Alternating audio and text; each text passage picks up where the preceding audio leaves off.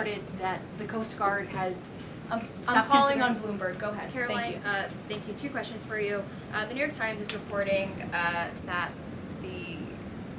the administration is now sending a U.S. official to the G20. They're sending Mark Dillard.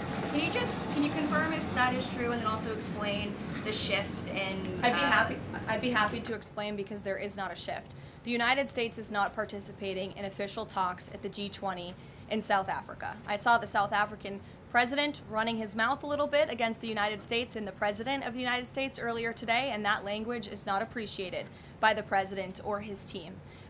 The ambassador, or the representative of the embassy in South Africa, is simply there to recognize that the United States will be the host of the G20. They are receiving that send-off at the end of the event. They are not there to participate in official talks, despite what the South African president is falsely claiming. On Ukraine, there have been reports that President Zelensky said, he's looking to look at the plan, that there's been reports about the Trump administration proposing a plan. Can you just give an update on where Russia-Ukraine stands, and does the president plan to speak with Zelensky anytime soon, or when can you expect that? So I'm happy to provide an update. I've seen quite a bit of reporting on the latest with Russia-Ukraine, so let me clarify and give you guys the truth on where it currently stands.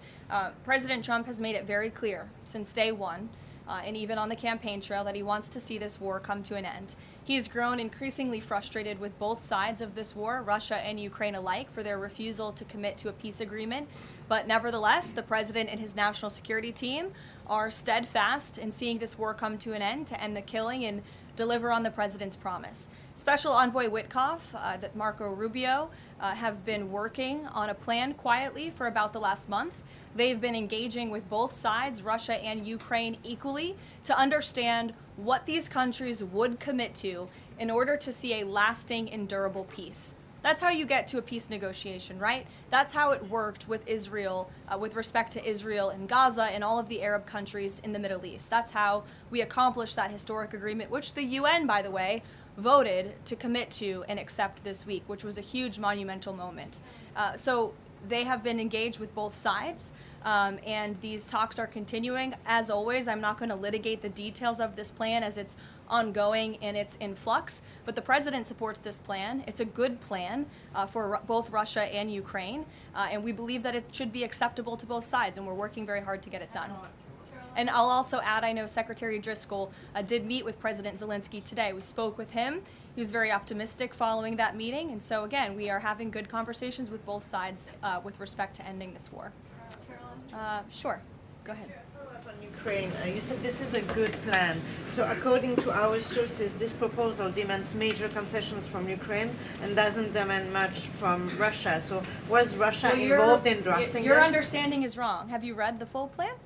You haven't. Sources say. Yes. So if you can give details, You've read reporting from one side of the war, and so I want you to understand that the administration has talked equally with both sides. You have seen President Trump engage directly with both President Putin and President Zelensky. Likewise, his national security team has as well. In fact, Special Envoy Witkoff and Secretary Rubio met with some of the Ukrainians just in the past week to discuss this very plan.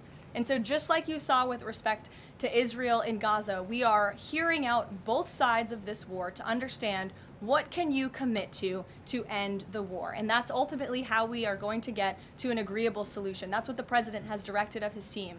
I know there's a lot of criticism out there and a lot of doubters, but I would just remind you of the historic success that this president and his team accomplished in the Middle East. We believe that is possible with Russia and Ukraine, and we're hoping and working very hard to achieve that. Stephen.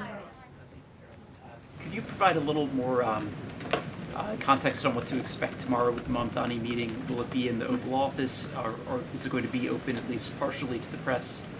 I don't have any more details to read out for you on the meeting quite yet, Stephen. I know it's of great interest to you and the New York Post, but we'll keep, maybe if it opens, we can commit to letting you in.